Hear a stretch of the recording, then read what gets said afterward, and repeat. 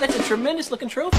Welcome to Platinum Explosion, #1 PlayStation podcast in the Oceanias. My name is Dylan Blight. Joining me this week, Ashley Hobley. Hey Dylan, what's up? Roof. Hey Ash, what's up? The sky. Oh, do you have no roof on?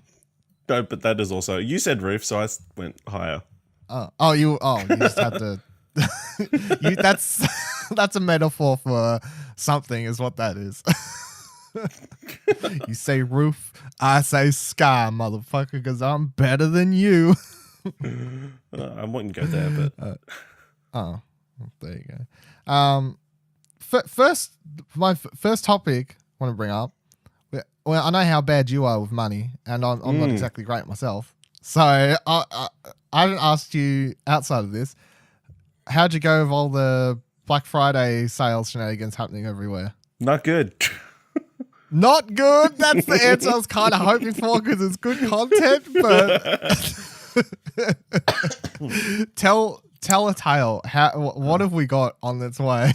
I mean, I got a new PS4 controller. It was like $45 on Amazon. What one?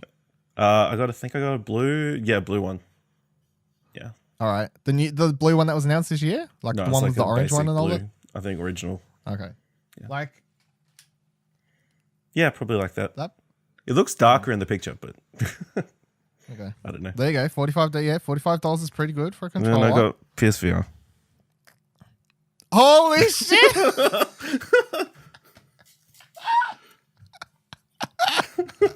you want to say that again? Not under your breath for those who might not have heard it? Yeah, I invested in PSVR. Yes. Yeah, take that, Buddy Watson, you piece of shit. Yeah, so it was. Where'd you get it? Amazon $229? Yeah, Amazon $229. When I finally committed to it, they must have sold out all the stock they've got in the warehouse. So it's not getting here till like the 5th of December, but still. Still pretty good. Still pretty good. What made you pull the plug? The price, the playing the games at PAX, the fact I talk about VR games nearly every episode of the show. Yeah, pretty much. A combination of all of them. It's investment in the company. It's investment in my health. It's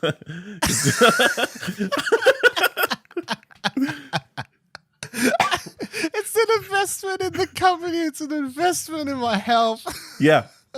So I'm just trying to justify it every possible way I can. And now I realize I need to buy 2 Move controllers as well. What came in the Amazon deal? It came just with VR Worlds and the camera.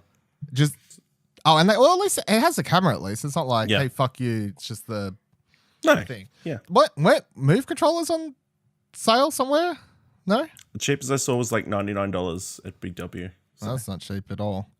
They got that Cyber Monday happening at the moment as we're recording this episode. I know eBay's got some like pre-owned Move ones, but I'm not sure how good they are. No. I still use my original, like not day one, but week one Move controllers that first came out for the PS3. Yeah. So they're still kicking. Maybe I need newer ones to fix some random issues I have, but there you go. I'm proud of you, Ash, and I probably shouldn't be. I should be like, you shouldn't have spent that money, but you should definitely have spent that money. Yeah, but then I also went to the PlayStation store. They had sale. Okay, yeah, there's more, everyone. It doesn't stop at, what are we at, 40, 50, 60? We're at about $280 so far. It continues. Go. So I had to buy a couple of games, obviously. So I had to pick up Arkham VR. Arkham VR. How much was that? Let me just pull up my credit card receipts.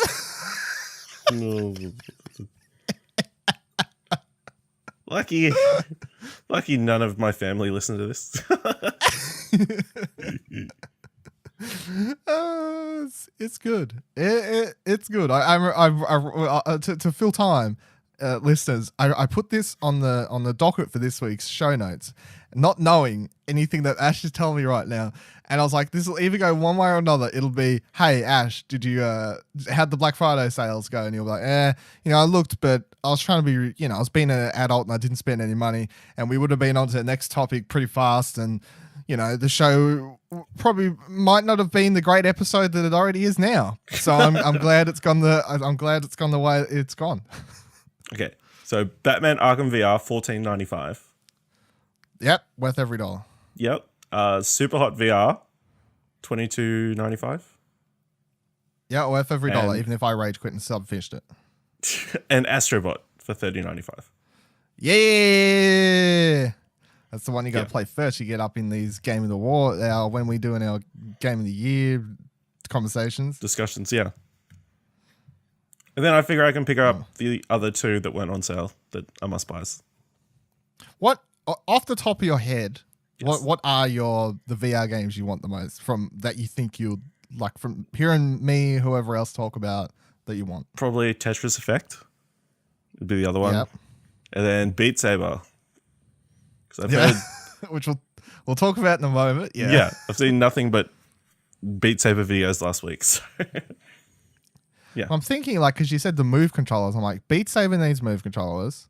Batman needs move controllers. Yeah. Tetris doesn't. What was the other thing you said you got? Super Hot does. Super Hot does, yeah. So you actually, yeah. So you've pretty much got felt primarily. Like a couple of the VR World games need. Yeah, a few of those. Well. Is that what came with? Is that what comes with the bundle as well? Or? Yeah. Okay, so you do get one game with it at least. Yes.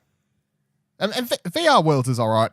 In fact, there's still some stuff on there I haven't even gone back and played more of because I remember when I got my VR day one, I struggled so much.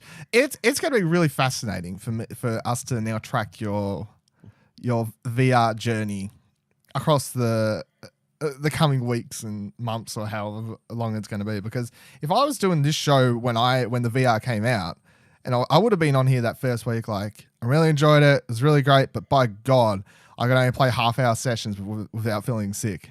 Yep. And now I'm at the stage where I just spend hours in it. It's fine. My body's way more used to it. So now I'm like, okay, we're going to cover it. How long did you play it for, Ash? You're like, no, okay. Played it for like 45 minutes, but geez, I don't know how you stay in there so long, Dylan. Kind of like, where are you going to set it up space-wise? Because this is another conversation. So, people are always like, VR seems really cool. I don't have space for it. Look, if you could see the size of space that I have in my room where I set it up, you would be like, I don't know how you play Beat Saber there, Dylan. Well, it's very simple. I just move something. I take the chair that I'm sitting on right now and I move that out of the way. And then I have probably just 2 meters of floor space between my computer desk and my TV, which is about 2 meters away. So I've got fuck all space. And I play most of these games in VR fine. I run into some issues like Beat Saber. I have hit my hand on my mic stand on my desk once, but it's fine. You make use. I've got pretty much the bare minimum of what you could roll with here. So where are you planning to set this system? I don't know. I'll figure it out when I get it. Obviously, I've got a couch like a sort of living room space where I play most of my games. So. Hopefully there'll be enough space.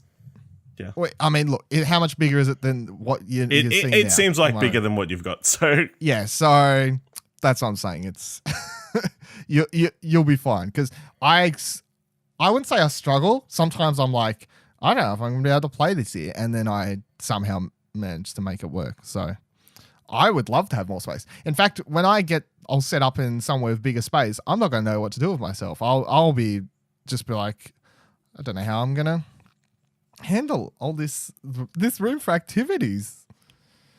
My God. Yeah. So I brought gaming wise, I didn't pick up anything on Black Friday sales, I don't think. I ordered something this morning. What was that? No, I don't think that was game related either. Like I picked up random shit like, a $15 Bluetooth like thing you plug into your car. Like audio thing if you don't have a Bluetooth Okay, thing already in your it was like, random shit like that. It's like 50% off. I'm like, oh yeah, I don't actually have one of those. I use a auxiliary cable still, so time to upgrade now that this thing's half. Like I picked up random knickknacks like that, but gaming wise, I didn't see anything that was blowing my mind. Oh wait! I picked up one game, PSVR. Well, it's an experience, not a game. I think it was about half price, and it was the Apollo 13 Apollo mission. It's like a VR experience thing. Okay, yeah. You get in the rocket ship, you take off. It's supposed to be good. It takes about an hour and a half apparently, but it was one of those things that I think was, when it originally came out, it's the thing I stick in the back of my mind. Like, oh yeah, if I see that on sale, I'll grab it because I didn't want to pay the full price for it at the time. So when I saw that, I grabbed it. I haven't played through that yet. So hopefully I'll be good. Some of those things I can expect to stand out, be really cool. But talking about VR, let's talk about Beat Saber. Okay, so Ash, Beat Saber is, if you saw my tweet, it is a workout simulator that tricks you by having lightsabers in it. Yeah. He's still keen. That's what I've heard. He's still keen. Yeah.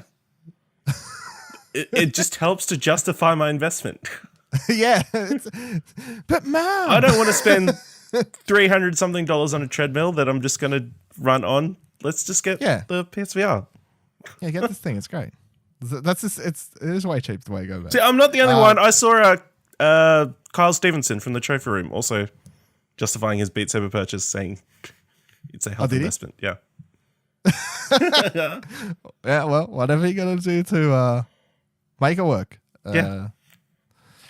But Beat Saber is something I've been looking forward to all year, and it doesn't disappoint. It is everything that I thought it was going to be, and it's really great, and I'm just going to continue playing it for a while. My only hope, if you don't know what Beat Saber is, somehow, I mean, you may not if you just don't care reading about VR games, I guess, because I guess some people don't because they're like, I don't have one, why would I read about it type thing.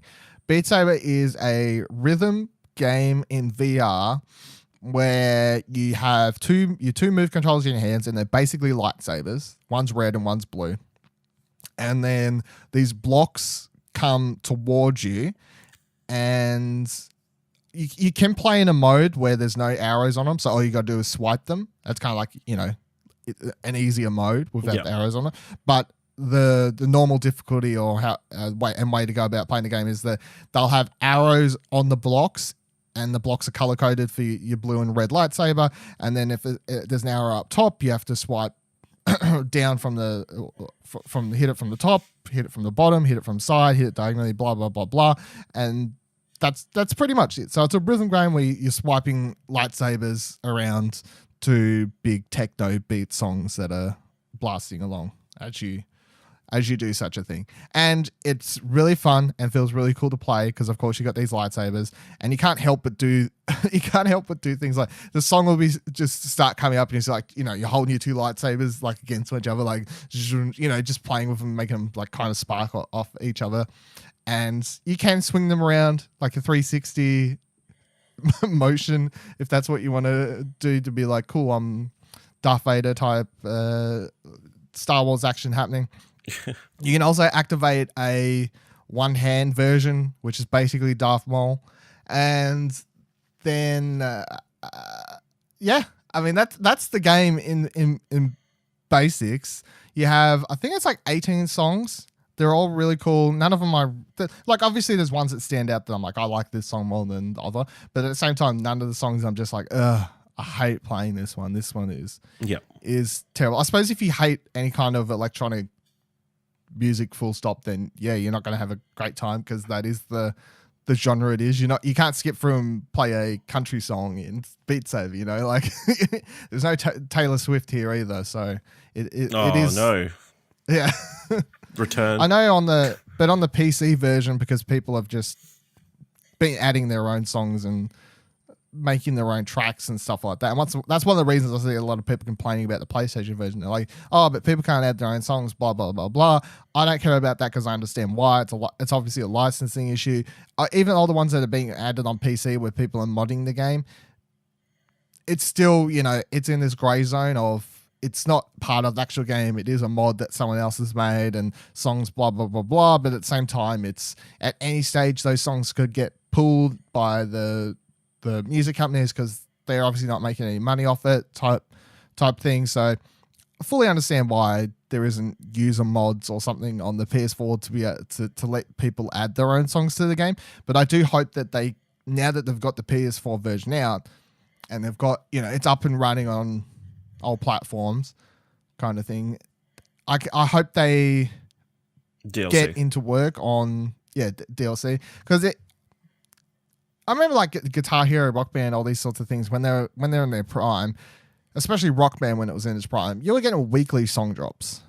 Every week there was a bunch of new songs for you to be able to play.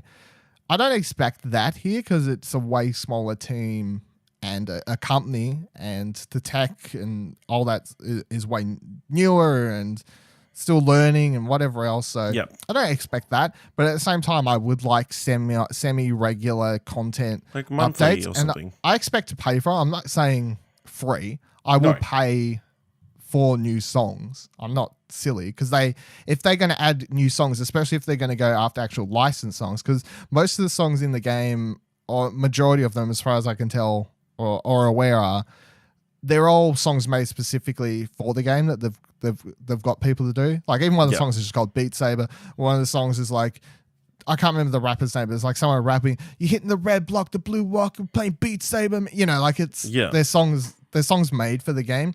But if they went after licensed songs, which is something that people are obviously going to want, and I think now that it's out on PSVR, the game's going to pick up popularity a lot more because VR is the most accessible and just more people have it than your Vive and whatever else. So I think now it's out there. A lot of more people are picking it up. You see a lot of people, as you said, on Twitter talking about the game. A lot of people have picked this game up. Most people I know who have VR have picked this game up. A lot of people are picking up VRs like yourself and are going to be picking this game up now after Black Friday, coming into Christmas, holidays, and these types of things. And people are going to want licensed songs. I think rightfully so, because people want to play their songs. They're like, how cool would it be to play this song in this game? That would be really great.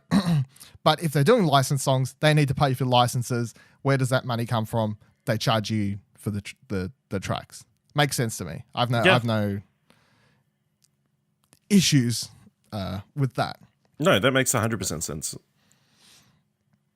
The content-wise, you have there is a kind of campaign that I haven't finished yet. So it basically takes you through a bunch of songs, and they obviously start out really easy, and they'll have you play the songs in different ways with different sorts of modifiers. I got stuck on one. Anytime I've got stuck on one of these, I just jump over the free play and just play songs, whatever songs I want, just do whatever I need to do. Because the ones that really annoy me is they've got these there's a modifier that makes the arrows on the blocks disappear like 2 or 3 seconds after they spawn in, and then you have to get a 50 combo multiplier in a level where the fucking arrows are disappearing off the blocks. You have to be paying so much attention and looking forward down the track and then memorizing like left, right, kind of thing. And then I think I got to like 48 last time I tried, and I fucked it up, and I was like, motherfucker, like so annoying. But yeah, then it's just, instead of getting really annoyed, I just quit that, went over to free play, and just start going through the songs on however I see fit in normal mode. But yeah, no, it's really good. It's a lot of fun. I've seen a lot of people on Twitter saying it's their favorite VR experience. I wouldn't go that far, not for any particular reason. I think the game's a lot of fun, but there are other VR experiences I've had that give me more. Like I would say Astrobot's a better VR game if I had to pick one from this year still, because I think that was just way more of a better experience. But this is reinventing, I don't know, it's something crazy you haven't seen or done before with the music rhythm genre. Yeah, it's bringing rhythm games to VR in a new way. In a really cool way. It's fucking lightsabers, basically. It hasn't gotten repetitive yet, because you said there's only like 18 tracks. Like, you haven't, doesn't feel that way, or? No. I mean, maybe after 50 hours I get sick of them, but maybe by then. But I don't know how much time I would have put in. Probably around 10. But I think the modifiers help when you're trying to do the campaign stuff because they make the songs feel different when there's different challenges to them and stuff. Okay. But then at the same time, for your rhythm games, you kind of, as long as the songs are good and you like them, you have no problem replaying the songs because it's like the idea of these games is to obviously get good, son, or whatever you want to praise the son. So you want to replay them, try and get that 100%, try and get that top score, you know.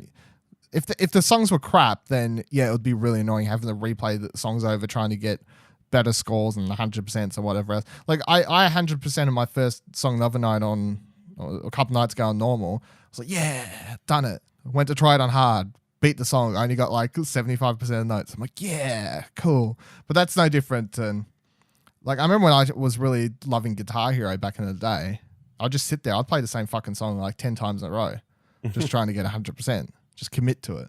Just commit. It's not. At that stage, it's not even the song. You're just like in the motions. It's like doesn't matter what the song is. Don't care. Moving on. So, yeah, December 5th. You said. Yep. You got to get the Move controllers before it shows up, and then you can jump straight in. I'll have to. Yeah. Excited? Yeah, it'll be good. Hopefully it'll be good. It'll be good. I'll just hope that you put out a tweet that's play 20 minutes of Beat Saber. I'm dead. Yeah. Oh, this was a mistake. One thing I would like to see in them add also as a last note is some sort of. It'll be really cool down the track, and I'm sure it's something they've thought about. But it's hard online, I guess. Not many games do online VR multiplayer or try it, really, because I think it's such a hard undertaking. It's something you really have to commit a lot to. But I'm like, it would be really cool if there was side-by-side kind of online multiplayer for this game, score attack type thing. Would I want to do it personally? Not really, because everyone's probably kick my ass. But at the same time, it would be something you'd like to have cool the option. It would be nice to have there to Beat Saber 2. No, fuck! Don't Beat Saber 2 me. Just give me more songs in Beat Saber 1. I only just got it. All right, let's move on to some news stories. So this first one is in here simply because it is so funny. This is a funny story about Winnie the Pooh being censored in China. So the story comes from Kotaku, and it's something. When Chinese game site A9VG recently covered Kingdom Hearts 3, it decided to remove one thing, Winnie the Pooh. And then they say below it is a screenshot. And it's it's not even like a good photoshopped Winnie the Pooh. They've literally kind of got the eraser tool and paint and just gone for gold where Pooh is. It just looks terrible. It's something. So the article continues. What gives? Chinese leader, how would I say that, Ash? Jinping? That's right, surely. Jinping. Jinping. Right. Has been repeatedly compared to Winnie the Pooh, which led to a crackdown of the character on Chinese social media. So, yeah, then they've got an example of a tweet where someone's comparing him to looking like Winnie the Pooh. More recently, the movie Christopher Robin, one of the best movies of the year, Ash. I don't know if you're aware. Yeah, it's pretty good. It was pretty good. Was banned in China. According to the Hollywood Reporter, no official reason was given, but sources claimed it was due to Pooh comparisons. So, yeah, it turns out that some outlets, because they also show that some Chinese outlets haven't bothered to get Pooh out of the coverage, but it seems like this place has done it to save themselves from some sort of shutdown notice from their own prime minister, I guess. So if you're ever wondering how good you've got it, you've got access to Winnie the Pooh, and you can watch Christopher Robin, and you're not going to have any of these problems. But it does lead to the big begging question in China, which is Kingdom Hearts 3 just going to be banned there solely because Winnie the Pooh's in the game? If so, that's hilarious. Or are they going to say censor Winnie the Pooh? Because then at that stage, I can never complain about Australia's getting any sort of games banned at all again. I don't know if we should even. Oh, this game got banned because it has ridiculous drug use and you can beat up hookers and all sorts of things. Yeah, but at least we got access to Kingdom Hearts 3. Oh, you're right. We do have it better than some. It's something. Yeah, I guess they could, like, as long as it's not pivotal to the story, they could sort of cut off make that the storybook inaccessible in China. But I guess. Mention that though. Our South Park ban suddenly becomes. Maybe they should just do that. Every time that they had a shot of Winnie the Pooh, it's like, this was banned because your prime minister is a thin-skinned moron. Yeah, go to South Park route. Do it. It'll work. It's fine. So I saw this week a live action Borderlands trailer. It was only like 30 seconds. Got dropped, and for the first time, I'm open to the idea of a Borderlands 2 live action movie solely because of this TV spot or whatever it is. I think, which, if you'd asked me beforehand, would the idea of Borderlands live action work? I'd be like, no, of course not. Don't do that. But I've seen this and I'm going, well, this is kind of a cheapy version of what it looks like. I think it would be pretty cool. But it's also worth noting that I hate these VR trailers. I'm getting sick of them. People need to find a better way to market VR trailers, because it's another one of those where it's someone sitting in their couch or whatever. They put on the headset and it switches to character and it's showing them, do all these things that you're not actually going to do in the game or be able to play like. You don't know. Of course. Of course, it's got the thing down below, not actual gameplay. Yeah, no shit. But it doesn't have or doesn't represent the actual way you'll be playing the game, because the character model begins, dodging, like they're punching with their arms and all sorts of stuff. Look, Borderlands VR, you're playing with a controller. It's not a move-enabled game. It's not an aim controller-enabled game. You're playing with your fucking DualShock still, and you're just in the VR headset. So are you going to be able to punch people? No, that is not a thing. Are you going to be able to super jump? No, okay.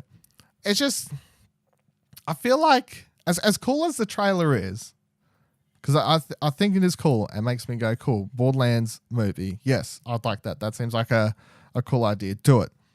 I hate these trailers because VR still struggles to get marketed well and still don't know how to do it. And this way is most definitely not helping at all. Because at least when you did these types of trailers where, people would be sitting in front of the TV and, like playing with the normal controllers or whatever, and then they'll do these sorts of trailers and try and say, this, you'll be transported to this world, blah, blah, blah, blah, blah. People never thought for a second that's how it'll actually play, because everyone knows you're sitting there staring at a TV. No one's like, oh yeah, that's how it must be. But I think because of the VR thing, a lot of people who don't really understand what you can and can't do in VR and all those sorts of things are going to be more susceptible to watching this sort of trailer and just getting really disappointed when they pick one up thinking, oh, Borderlands VR, yeah, great. Gets it, sits down. Oh, it's Borderlands in VR and I'm having to teleport around the map really weirdly.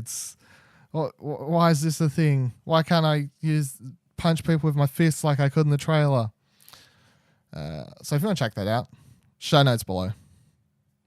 And then tweet at Gearbox, I don't know, make a movie. Talking about trailers, there was also a PlayStation Classic, got a 30-second trailer this week. That was also pretty cool.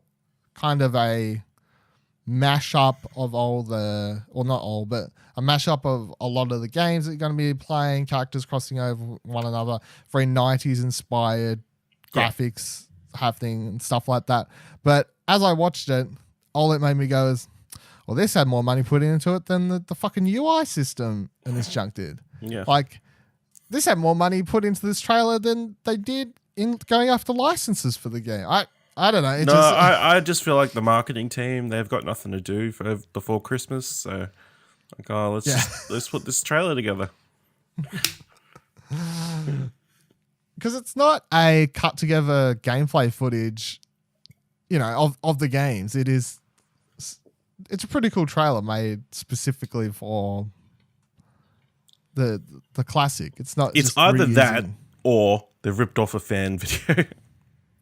Well, wouldn't that be a follow-up news story? Oh, remember that thing we mentioned last week? Yeah, turns out they ripped that off from a fan video. And they still didn't spend any money on this fucking piece of junk PlayStation Classic. If that turned out to be true, I'd just... Well, I don't know what I'll do. No, let's not even... let's not even get into that. I don't know. But yeah, Black Friday... PlayStation Classic pre-orders I saw was also right on a couple of websites of note. Even Amazon, I think I clicked on PlayStation or whatever, and it's like, here's Black Friday sales, and right next to it there was like a pre-ordered PlayStation Classic. There's no special on it. It's just, hey, it's the holiday time. You want to pre-order this. You're looking for sales. Maybe people are silly enough to click on it and not realize it's just RRP. There's no special on that thing. Bunch of suckers everywhere. Mm-hmm. All the money. Talking about money, I'm on a roll today. Shenmue 3 crowdfunding has concluded at a bit over $7 million. What's your reaction to those words, Ash? It's not surprising. It's I find it interesting who's going to buy this game after it's released now, because everybody who wanted it has paid for it beforehand. So I don't know, how does the financials for that work out? I can't imagine it looked good, but I mean, you've paid for all your stuff prior to the release. So does it matter that you're not going to sell many copies afterwards? I don't know. Hold on. The story comes from Jules Shockers. So they say, in less than 10 months, the long-awaited, much-anticipated Shenmue 3 will be available for fans of the series to get their hands on and play. In order to make the game happen, a large crowdfunding campaign via Kickstarter had occurred to raise funds for the game development and publishing. The original Kickstarter campaign, because the one they just finished up was their second round of it, amassed a whopping $6,333,295 billion trillion from 69,320 backers in late 2015 after the whole don't think it was $1 billion trillion, but I'll let it slide. That's exactly the words that are accountable for money. That was after the whole PSX thing, gaining 2 million of that in just 9 hours, which kind of shows how hardcore. I also feel like I need to correct you. It was E3. Was it? It? Oh, yeah, it was E3. Sorry, you're all right. It was E3. There's Final Fantasy and all these. It was the one. It was the big one. 2015 was the big one. Yeah. So they come out. I think they announced the second crowdfunding at PSX. Then that's what I'm thinking. Yep. Possibly. Maybe. Yeah. But 2 million in 9 hours that first round. That just shows you how hardcore Shenmue fans are. I don't get it. But having said that, I haven't played any of the games. But I also don't know or have never met anyone with any sort of attachment to this franchise, which is the other thing. Yeah. I'm like, fuck this. They're somewhere, but not in Tasmania. Tasmanians, Shenmue, no. Don't care. Don't care. It's the thing. So after the hashtag Save Shenmue campaign ended on Kickstarter, developers created a second crowdfunding campaign on their own site titled Slave Backer. Don't know if that's that seems a bit on the nose. A bit, yeah, don't know how I feel about that. Which ran for 3 years before discontinuing in September.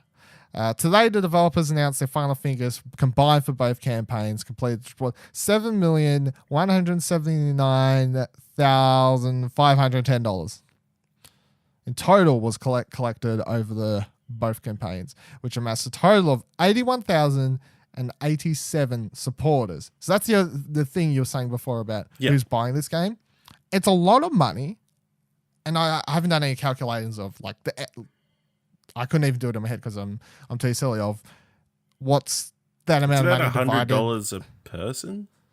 Is it on average about 100? I guess 87,000. Yeah, I think so. Yeah, that sounds Which that's what I mean. Like the amount of supporters isn't that high, really, especially for the amount of money. I feel 81,000 people. A bit less than 100, but yeah. You got it. I try. It's Yeah. fine. I'll allow it. 81,000 isn't that many. Like if this game only sold 81,000 copies, you would be like, okay, like 81,000 copies sold of a game isn't anything. Grand Theft Auto sells that every month. Yeah, every day. Really. So yeah, I think this is like the 81,000 most hardcore Shenmue fans ever around the world have covered this game. But then you're gonna have I like Shenmue, but not enough to Kickstarter it. I'll just buy it when it's out. And that's going to be people picking up.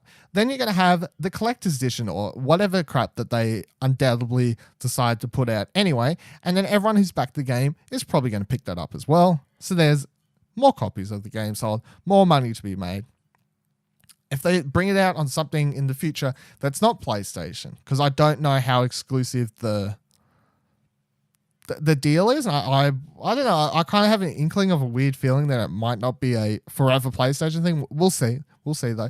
But if it didn't come out if it came out something that's not PlayStation, then all of a sudden here's 81,087 more people that will buy probably another copy of the game to play it on a completely different platform.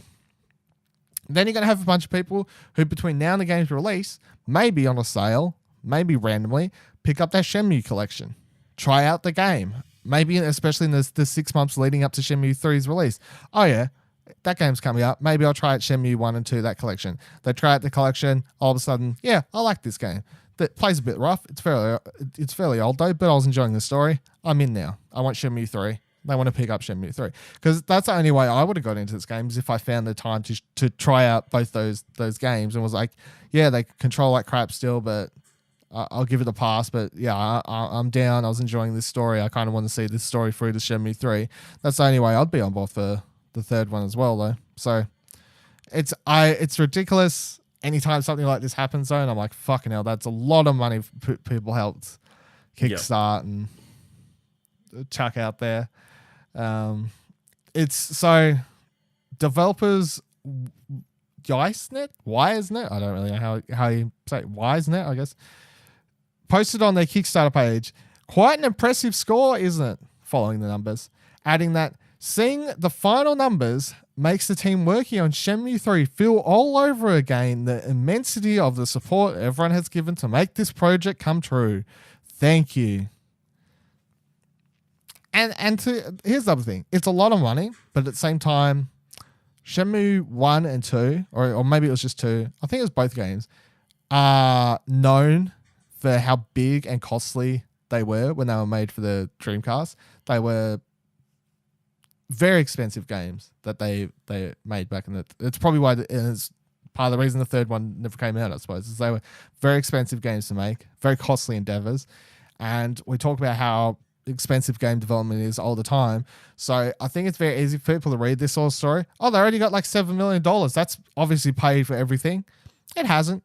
You know, that's they would have actually been using this money to pay for the development process. They still need to make money to, you know, come out the other end on a positive to say we made X amount of dollars after paying everyone's labor costs and whatever else you want to add on top of there.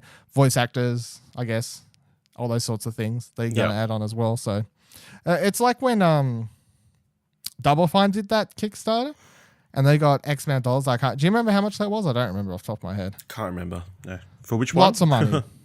It was, hey? Which game? They've done a few the first lot, the Broken Age one. Oh, okay, yeah. Yeah, no idea. Yeah. They made a lot of money for that, and everyone was like, why the fuck would you charge people? You know, like, everyone was just, you've done everything. But then, I remember Tim Schafer put out a breakdown, you know. It was like, here's the money. Here's how much we paid, how much it cost us to pay everyone over a period of time to make money. Here's how much it costs food and lunch supplies for that time. You know, like he broke it all down. It was like, yeah, that amount of money actually didn't go anywhere near as far as people would like to believe it did. Yeah.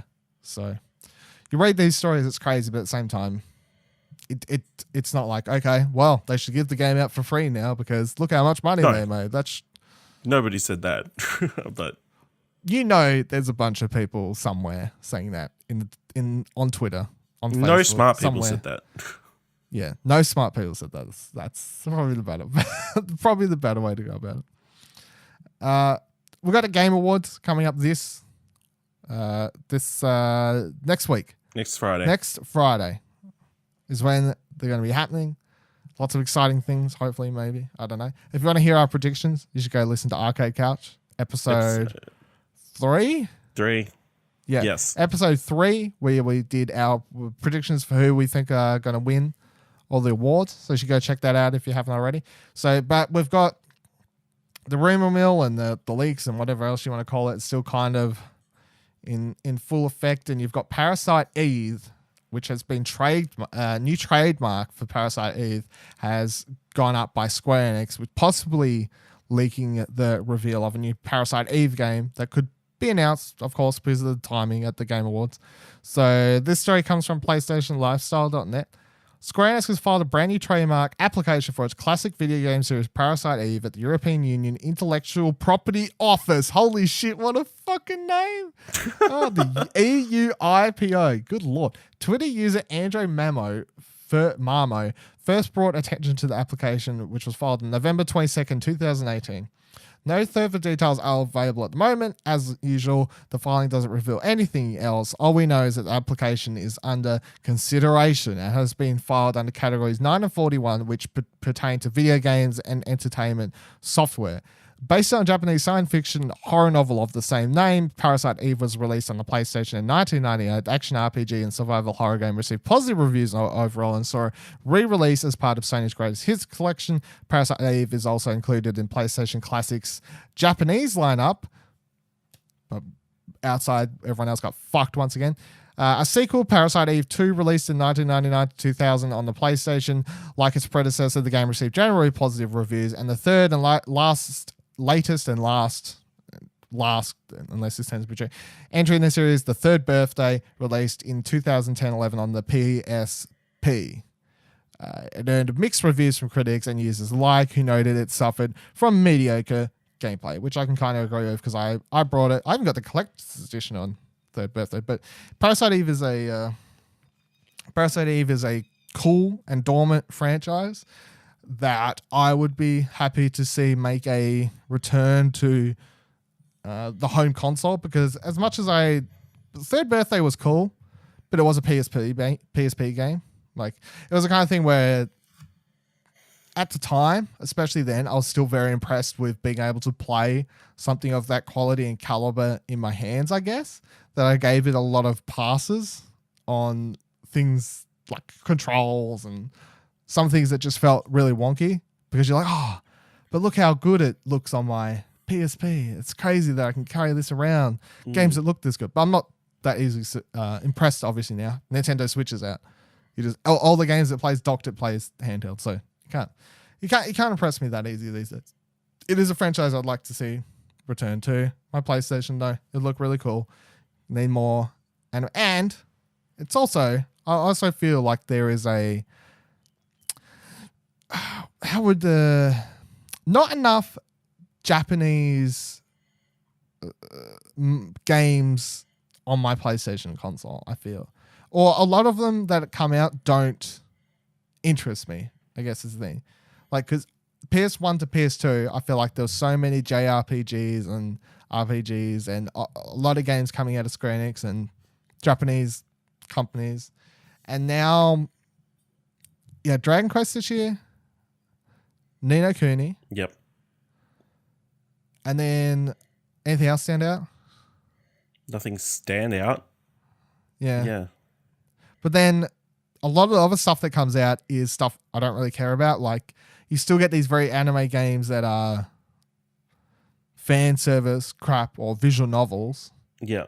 is a majority of the market, or Hitsune Miku, is that how you say it? Yeah. Yeah. That's like a yearly release, I suppose, but that's a dancing game or whatever. So I do often think about the fact that my PlayStation console, like PS4 generation and even PS3 generation is ruled by American, Western developers, I suppose. Whereas when I think about PS2, and PS1, they were ruled by Japanese developers.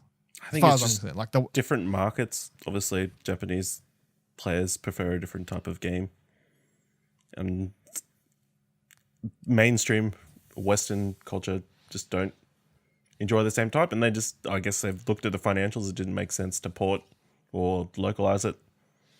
Would it be my guess? But I remember watching TGS, it looked like there's a bunch of different Japanese stuff coming, but it never has, or it's just still in development. Yeah. Oh, well, a lot of it, I know like a lot of the stuff they announced for PlayStation stuff never ends up coming out outside Japan to here. I just remembered another Japanese game that came out. Mm-hmm. The Quiet Man. Oh, God. Yeah, it's true. It's true. Like there is that thing from the person who did the art or however it works out that was involved with Metal Gear Solid, that mech thing. Yeah. You know? So I feel like there's stuff on the horizon around, and like there was a lot of stuff announced at Nintendo's E3 thing coming for the Switch, but that's not PlayStation. I do feel like there was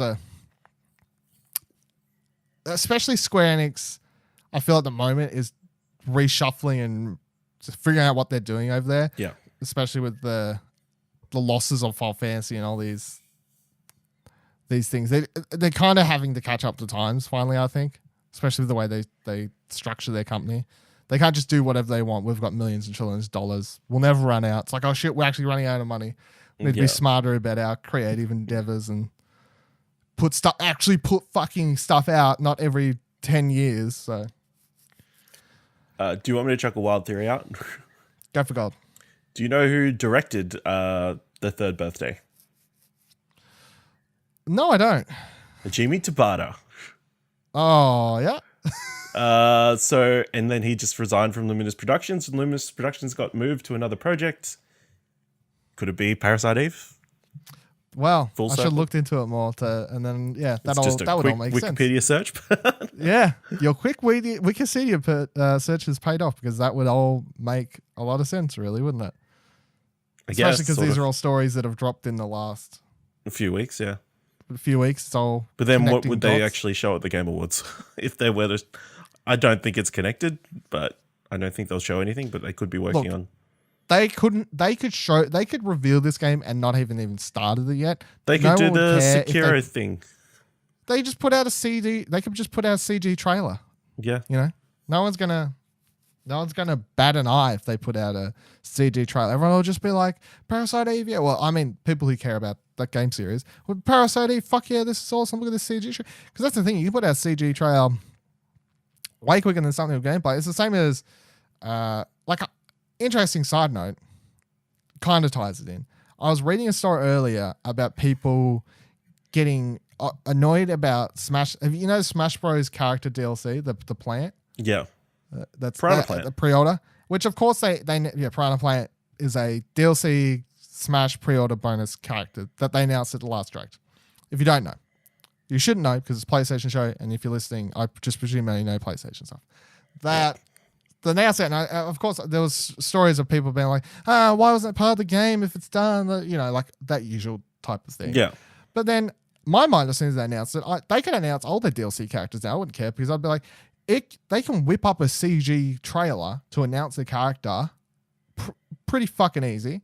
They then have to spend months getting the characters' fighting moves right, you know, making sure they're not overpowered, you know, all that fitting sort of them stuff. in.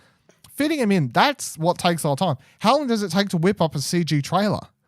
I don't actually know, but week, the answer maybe. is not anywhere near as long as actually putting a character into a fighting game.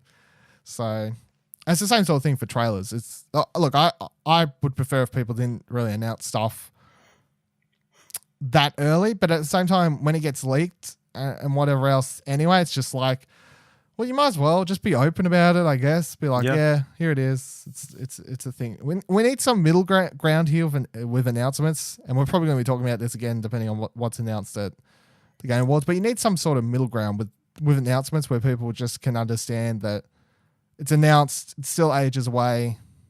Don't rush the developers, but at the same time, developers don't. Square Enix, please don't spend 10 years if you're going to announce a fucking Parasite game. Cheers, guys. Talking about game announcements. Holy shit, I've linked every story. Every story I've linked. Shawn Layden seemed to hint that E3 would be going from the wayside when he was interviewed by Kind of Funny's Greg Miller at PSX in 2017. So this was a story posted up on pushsquare.com. And it players. This is an interesting video to watch in hindsight. That's talking about the video that's linked there. Now that Sony announced it won't be attending E3 2019 at all, Cole Bossman from Easy Allies, you ever heard of that fine gentleman?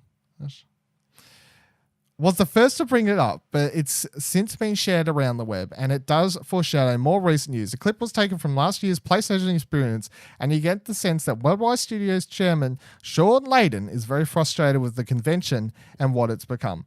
In the video, Kind of Funny co-founder Greg Miller touches upon the changes to Sony's E3 format, because that they were talking about like what would you change, these sorts of things, and this is before we hit this year, and they do the weirdness that was Sony this year. So it's all kind of making more sense, I think, when you look back in hindsight, because Layden explains that there are better opportunities for the suits to speak, but also hints that he's not entirely sure what E3 is anymore. He suggests that by straddling the line between the public and the trade show is in the middle of a highway, it's going to be hit by cars on both sides. It's fascinating watching the video with the benefit of hindsight. As you can see, he's got some pent-up frustration from Layden. So in the video, he basically says that E3 is, he says E3 is a trade show, or was a trade show, because Greg asked him about how does he feel about it being open to the public, and he says, not big enough. The floor design was bad.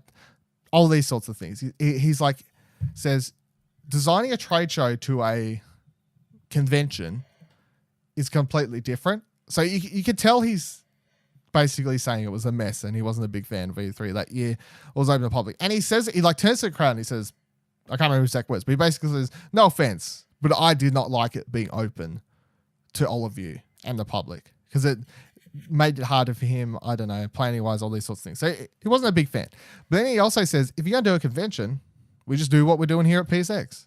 And he starts talking about these, experiences, these sorts of things. These, not just, hey, come here, play the game, set up the freakers and these sorts of things that they were doing at PSX as well. So I think, and I don't know if this article points out later, please, I guess, It also leads credence to the idea that Sony is going to do something completely different instead of E3 next year. Our guess is that it's probably going to run a series of fan events or speak directly to the players rather than press or trade. It could go one of two ways. Vacating that all-important E3 period is risky, but it's perfectly plausible that it may stumble upon something that's even more engaging for all of us.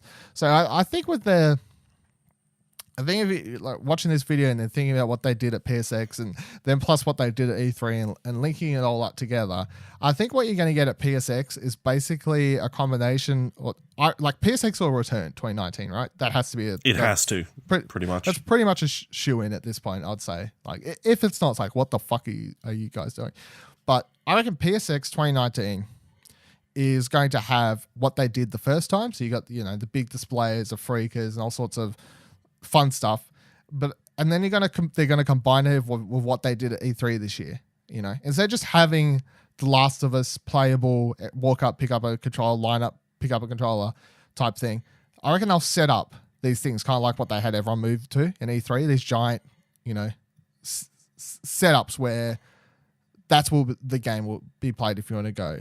Because that was move around. Sekiro, they moved everyone to a different place. I think that's kind of it's going to hint at. So PSX PSX will roll around and it's like, yeah, cool. It is a convention. It's a Sony convention. It's not a show. And I reckon they will once again, they're not going to do 50-50. Will they do kind of a not press conference, but some sort of an announcement segment like they did that first year? Maybe. But at the same time, I would be more betting I assume they will, because we're all assuming it'll be after they announce PS5. So they need to announce stuff. Yeah. So they could come out and do that, but I'm thinking more like E3, like 20 fucking trailers type show. I don't think that's ever going to happen at PSX. Would they come out? Would they open PSX with a PS5 focused show? Then that'd make more sense. And we're presuming that's kind of going to happen after the PS5 announcement. But I think if they're going to continue this, 2020, 2021, et cetera, et cetera, et cetera, I wouldn't expect them to do their E3 show, or what would be their E3 show at PSX. Just come out and play fucking 20 trailers to people there. That's not what I think you're going to get. That's not what I think you're going to get out of it. I think they're going to move towards making PSX kind of like a theme park for PlayStation where you play games, I guess. The combination of your packs and whatever else set up where you can just walk around and play games or whatever else, but then also this very thematically set up. It's like you pay for your weekend pass and it's like attending a PlayStation theme park, I guess. Kind of. I mean, at PAX they had like the Days Gone thing was all themed with all the things, and then I talked about before Resident Evil 2. There was you walk through sort of like a haunted mansion thing to get to the actual demo. So, I mean, if they're heading in that sort of direction, that makes sense. I find it interesting that I guess the suits are bored and are looking at a way to be sort of creative, like shake things up, be a bit different. Because it'd be super easy just to do another trailer reel. Because they were praised when they did that a few E3s ago and just showed nothing but trailers and didn't have all the people come out and talk for 20 minutes about statistics and numbers and stuff. So for them to change direction and want to do something a bit more bold is interesting, I guess, and it bodes well for us, but maybe not for the fan who wants to see 20 trailers reeled off in a row. I get the argument for E3 being special because it is this. It's a weekend where everyone just talks about video games and a million and one things are released, and it's just hype central for a full weekend or a week if you're there and you're attending the convention or whatever else, I guess. But at the same time, I don't feel like PlayStation leaving is going to completely ruin that, because there's still going to be a lot of stuff announced. There's still going to be stuff to talk about. Not Sony directly related, but Bethesda could announce stuff that will be, coming to PlayStation. So there's still going to be... The void will be filled. I'm not concerned about the future of E3. No. I still feel like E3 is still just going to be hype central enough for it to be a really fun couple days of conferences, and for whoever steps in to step up to Sony's plate, or maybe not directly Sony's plate, but at the same time, Sony didn't leave a very big plate last year, Like they didn't come out last year. Wasn't 2015. They didn't. Whoever's stepping into filling Sony's slot kind of doesn't have to follow on from a fantastic Sony E3. The E3 showing last year was okay, weird, but okay. Well, this year I mean, weird but okay. So it's kind of got to help. Good. Yeah, I would much. I kind of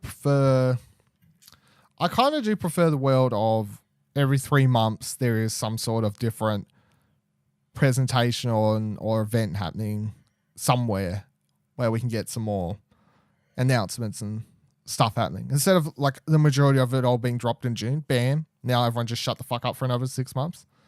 Yeah, I kind of prefer it to be spread out, solely because it does make this show more fun easier if it's more spread out.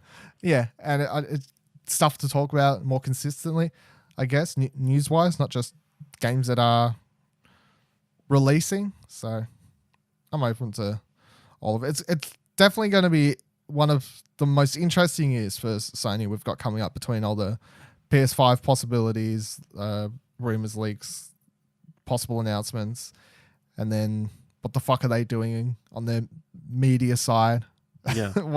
Not attending E3. What's to go there? What's PSX going to look like? Et cetera, et cetera, et cetera. Man, the best thing I had the other day, before moving on real quick, the best thought I had the other day is, what if for PSX, instead of making it one location, they still have the main location, but they've also organized it so there would be a PSX in like one, Australia, London, like truly a event where they've organized to have ones. And of course, the main one in America would be the big one where they would have any sort of, actual if they were doing any sorts of show, press conference type thing. Yeah, that would be running there. But at the same time, I was like, fuck, wouldn't it? They would kill it if they announced that was a thing, where it's like the same weekend, the same games that are going to be playable are going to be playable everywhere. This one will be the biggest one over here in America because that's just how it works. And everyone will be like, yeah, okay, I get it. But at the same time, all you other countries, you're going to have access to all the games and the shows and the fun of the theme park or whatever you want to call it as well. That would be the best. It would be. I doubt that's not going to happen. I wouldn't be betting any money on it. I'm just throwing it out there as that would be my coolest news they could announce for PSX if that's something they were doing. They were turning it into like a proper worldwide event. Worldwide show event, whatever, that's not just takes place in one country. They're like PlayStation's worldwide. So here you go. PSX isn't just this one show in this one country. It's one place per year. Got it everywhere else. Okay. So this week, this was a story I want to bring up because I want to make a very specific point about it because I can see a lot of people spinning this story in a certain way that is a big problem. So CG Projekt Red is put to the Metacritic standards by their shareholders, their suits basically. So the story comes from JewelShockers.com. Cyberpunk 2077 is one of the most anticipated games in recent memory due to CG Projekt's Red history of critically acclaimed titles such as Witcher 3. Blah, blah, blah, blah, blah. In recent earnings call to investors, CG Projekt Red CEO Adam Kaczynski was asked about Cyberpunk 2077's quality and finesse, particularly in comparison to the recent Red Dead Redemption 2. I also find it really weird that shareholders would just straight up name call of games. Like is our money going to help make a product as good selling as this one? And recent Rockstar releases in general. In a moment of good sportsmanship, the CEO added that Red Dead Redemption 2 is... Kaczynski said, without a doubt, quality is of paramount importance, and the company strives to publish a game which are refined as Red Dead Redemption 2 and Rockstar's recent releases in general. And then in a moment of good sportsmanship, the CEO added that Red Dead Redemption 2 is excellent, by the way. We are rooting for it, rave reviews, excellent sales. The question that he responded to was quite a tough one at that, with the investor asking if the developer was aiming to get Cyberpunk 2077 at least a Metacritic score of 95 at launch, which is one of the weirdest and most horrible things. Every time I read about this sort of stuff happening, I'm like, that is just disgusting. Like that's what it's not. You're putting pressure on to get a review score. It's nonsense. It just doesn't make. It's like, hey, make a really good game, take risks, do what you need to do. You've done great in the past. I'm sure it'll be great. It's just like, make sure the game gets a fucking 95 Metacritic. Holy shit. Blah, blah, blah, blah, blah. Well, with the Witcher 3, the bugs took around 3 months to patch out after release, from what I can remember, and the prevailing view seems that Red Dead Redemption was good enough on the day of release to merit that 97 out of 100 score. Do you expect to be able to release Cyberpunk in good enough state to score at least 95 points, or do you prioritize the release schedule? This was the question he's asked. Do you prioritize the release schedule or be able to get a 95 Metascore? So I think this is a horrible story because I can see people spinning it to CD Projekt Red's blah, blah, blah, blah guarantees that Cyberpunk 2077 will get a 95 Metascore.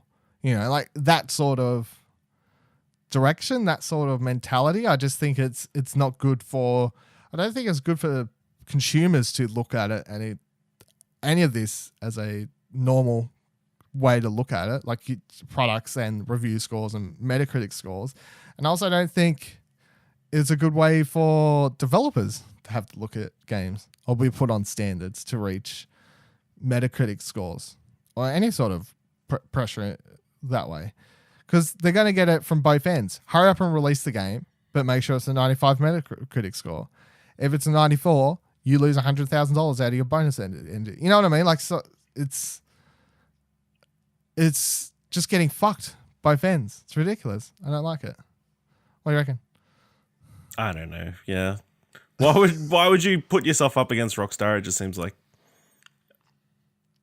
Why would you compare yourself to another game at all? I mean, well, it's the suits, you know. Yeah. They don't really care. They're just like, is our money going to good use? Are we going to see a good investment? I don't know. It just seems weird. It just seems unnecessary. I also find everything weird how after all Rockstar shit and everyone rightfully calling them out saying, you know, 100-hour weeks, all that sort of stuff, that were all that under the bus throwing of Rockstar that happened, and kind of rightfully so, calling them out for their working conditions, all these things, that's still the golden standard they're being set to, solely because the game, after all that stuff, got such a good Metacritic score. So it's like, well, it doesn't matter. Work people 100 hours. Doesn't matter. Really, the sorts of meetings that, like, you'd hope that Adam Krasinski, I clicked off, would just kind of go back to the team and be like, look, this is what happened, blah, blah, blah, blah. Saying get a 95 Metacritic score. And then, because everyone would feel the pressure, oh, we got to work hard now. Got to feel the backburn type thing. You kind of want him to be like, but look, we're not Rockstar. Don't feel you need to do fucking 100-hour weeks, you know? Like, we'll put out a 100 Metacritic score game, but we'll make sure we do it without killing anyone or overworking anyone or any of these sorts of things. But I feel like when you have these sorts of things from the shareholders, these scenarios where they're staring you down saying, this is the score we want to get, comparing you to a game like Red Dead Redemption 2. These are types of things that lead people to push people to overwork and do the ridiculous amount of hours and put people in positions where they may not want to be, but end up having to do ridiculous hours and work. What do you got over there? Well, Witcher 3 got like a 92, 93. So they only just need to go a little bit better than that. Yeah. But this is a completely different new world and a completely different. Well, that's, I think game style. I'm pretty sure all the problems The Witcher had, and the reason it didn't have higher reviews was because it did have a bunch of glitches when it first came out. Yeah. And I haven't played Red Dead, but I find it hard to believe it doesn't have any glitches. And people are it probably does. Have you encountered any? Nothing springs to mind, but I do believe people have obviously everything have glitches. If you don't have, yeah. I reckon that's the thing. I'm surprised like, it's got a 95 because I do see a lot of people not interested or not in love with the game. So I think most major outlets have given it 10s or 9s. So from what I've seen, but once again, it's that kind of thing where I'm like, this game had, from what I've seen on Twitter, having not played it, I've seen a lot of glitches coming out of Red Dead still. But I think a lot of people gave it a pass because they just like so much about it. They're like, the glitches don't matter. 10 out of 10. Witcher had glitches. None that was that bad from memory, and I had it on release. But people pointed them out as more of a glaring issue. Like, it didn't get the pass. So, I don't know why some games get passes, some don't. I don't know. We in a better world, we'll just hold every game to the same standards, but you can't. It's the same as like the Bethesda pass, and you know, I don't want to. I didn't delve into Fallout 77, 76. Fuck. Much because I still haven't played. I've still played enough to really have much of an opinion yet on it, but at the same time, I've bumped into a few glitches here, there, whatever else. And it really doesn't bother me because it's just what I've come to expect from that game, from Bethesda. But I wouldn't give it I wouldn't not knock down its points on its score kind of thing because of the glitches. But it just doesn't affect my overall playing experience because it's just, Bethesda, look what you've done again. Like, it's not surprising. Doesn't bother. All right, move on to hashtag over trophy counts. So, Beat Saber trophies are going to be a hard plat unless you're a god monster at the game. You're just born to be a Beat Saber master. You've got to beat, so I think it's like 50, you got to beat 15 songs on expert and get a double S ranking. I think the highest ranking is a triple S. So it's not the highest, but it's still obviously up difficult. There. It's still obviously difficult. So for the 15 songs on expert, one thing you can do is, because I'm pretty sure the trophy won't matter. I haven't tried it myself yet, but it says, it doesn't say anything about not using modifiers. It just says beat 15 songs on expert and get double S ranking. So I'm pretty sure you could turn on the modifier that gets rid of the arrows on the note, so you can just hit the notes in any direction. But then it just comes, it'll still be hard because there's still a lot of notes and whatever else, and still got to hit them and hit them good. There is like a point system. It's really hard to understand. It's like you got to start your swing from at least a 90-degree angle type thing. You can't like just hit them from a like tap them kind of thing. Like you got to, if you give every note a big swing, that's how you're going to get the most points out of every note that you're hitting instead of just giving them little taps. Yeah. But there is one trophy that's for getting a double S, no modifiers kind of thing. That one specifically says no modifiers. Okay. So then you are fucked into actually having to up, down, left, right, diagonal, up, left, right, right, right. Oh, another thing they do sometimes, you'll experience this, is they switch the fucking blue and red. Like the things will jump around to the other sides. So then you literally have to like cross your hands. Yeah. Okay. Yeah, I think I saw that. They'll be like cross hands, uncross hands, cross hands, uncross hands, left, right. You're like, oh God, help me, Lord. So yeah, I wouldn't say it's an easy. Only one person with the plat at the moment, so. Monster. Absolute monster, that person is. Insane person. Oh, it's no harder than any other rhythm game, really. It's just like, are you good at the rhythm game? That's probably an easy plat. Are you okay at the rhythm game? It's going to be a hard plat. Do you really suck at this game? Don't even, just have fun. Yeah, have fun. Don't even, just get what trophies you can. Do what you think you can. Another list that popped this week was Mutant Year Zero's trophies, which is the upcoming really fun, well, fun from what I can see. I haven't actually played it yet. RTS, where there's a pig and all sorts of donkeys and ducks and whatever animals are talking and sentient in this game, and a human character.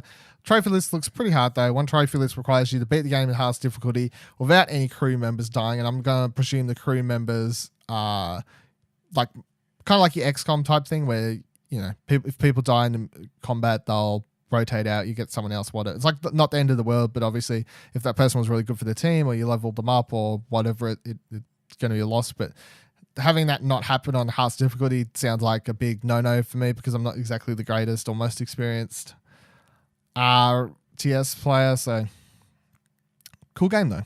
Hard trophy list. In-depth trophies have popped. This is an upcoming PSVR game that I don't know too much about. I did watch the trailer the other week. It seems like some sort of first-person game where in hell or something, you know, take down monsters. I was like, okay, I don't know where this came from, but sure. But the most interesting thing about the trophy list is that apparently the developers have no idea how trophies work. And this has happened one or two times before, but that I've seen, because they've put a description on the plat. So the plat description says, crossbow mastery, complete Paradise Lost using the crossbow. Now, you don't have to do that because platinums just pop when you've got every other trophy. That's just how they're designed to work. Like, a developer can't fuck up the platinum trophy to the point where it will actually require this. So if you get the rest of the trophies in this game, the platinum's going to pop. But the platinum still says complete Paradise Lost using the crossbow. That's not a thing you actually need to do. But I can see people already seeing that and being scared, or maybe the opposite, just being like, oh, can I get the platinum without even doing the rest of the trophies in the game? Because obviously, if all you needed for the platinum was to complete Paradise Lost using the crossbow, you could skip the rest of the trophies. But that is not the case. The platinum will still only unlock once you have got the rest of the trophies. That is how they work. And overall, this game is just a big old fucking grind fest, apparently, because it has a lot of trophies. How much is it? 41 bronze, 3 silver, and 3 gold. And the majority of the trophies are kill X amount of enemies of X. 266 burning enemies, 266 cursed enemies, 266 frozen enemies. There's even larger here. Murder 3,666 cupids. Execute 409 banshees. Like, banish 1,701 ghosts. I don't know how many enemies are going to be in the game at all points in time, but they're huge numbers. And the last one is you got Just Cause 4's trophies have gone up, and it looks like the most basic, straightforward, collectathon type open world list that I have seen since the fucking PS3 era, I swear. So apart from a random couple of trophies that I assume are story ones, and one I was nearly going to point out because it was really quite funny, but then I realized it might actually be a spoiler for something you can unlock in the game, so I decided to leave it out. But if you would like to go look it up for yourself, there's a trophy in the game called... Where the fuck did it go? Beep, beep, beep, beep, beep, beep. I lost the... here it is. Camouflage. If you go look that one up for Just Cause, that's a funny trophy. It sounds funny to me. I'm just assuming that it could be a possible spoiler for something you can get in the game. Because I haven't seen anything about it, so I decided to be on the safe side. But the rest of the trophies, literally... Discover every location, secure every supply drop, finish this mission, finish this mission, finish this one, secure every region, Jesus Christ. Unlock every grappling hook mod, use every HSHU, find every speed stunt, every surveillance ship, every vehicle stunt, every wing, it's nearly all the trophies are just do everything of this. So it looks easy because none of that stuff is particularly hard. It's just, time consuming. It's just, you got to do it, obviously. The only ones that I thought might be hard, I'm not really sure if they would be hard because I'm not sure exactly how the leaderboard system works in this game, but there are a couple leaderboard trophies because Just Cause doesn't have multiplayer, but they're going to have these challenges where, people on your friends list or whatever will have their times there, I guess, part of it. And one of the trophies requires you to track your friend's time and then beat it. But you could, if for some reason you just can't do that, or you don't have a friend willing to just put in a shit time somewhere for you to be able to beat or something like that, you can cheese it very easy by making a separate PSN account, playing the game to the point where you can set a time in that account, and then you just hop back onto your main and you beat the time you set yourself. Good job.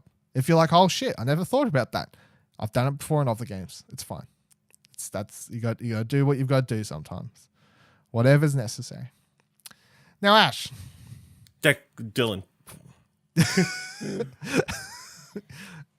Before we wrap up the show, we're approaching Game of the Year, Best of 2018, whatever type discussions and stuff. Yep. Now, for this show, come later in December, because we're hitting December at the end of this week. Saturday, I think, is the 1st or something like that. As we head towards December, this show, I want to do something to do with trophies on it. What should I do? What do you think's best? Because I'm like, best platinum trophies, easiest platinum trophies, like best trophy image. Like what route do you think we should go? Because gotta remember, you're gonna have to be involved in this too. I know. So I guess best. I don't know. Yeah, I get best platinum trophy, like overall. Best platinum trophy. We'll have to grade everything on artwork and difficulty and time. Well, I know there's like I think I can't remember which website. I know like some of the trophy hunting websites out there, they do end of year trophy awards, and they'll do like the top 5 best platinum images, and you know these sorts of awards. They'll do like 10 awards for trophies, and you're like, how do they do all this? But they do that, and they're fully written out. You know, there'll be paragraphs of explaining why this trophy image sucked, this trophy image was good, blah blah blah blah blah. Now they have a team of people that are obsessed with trophies. It probably we have one person obsessed with trophies, and me who comes on the show. Look, you're picking up pace. The more you're on the show, the more I see you're hunting the trophies. You're going after the platinums. You're doing what's necessary. You're picking up VRs. You're basically being converted. Sure. No, you could say sure, but it's true. It's true, I think. So I don't know if anyone, if you're listening. I mean, if you heard me say that, you're listening.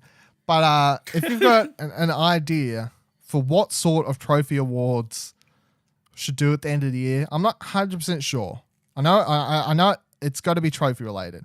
We will be doing Explosion Network Best of 2018 awards, so you don't have to worry about Best Game of the Year, that type of stuff. That'll be coming. You'll hear news about that soon. That's going to be a thing.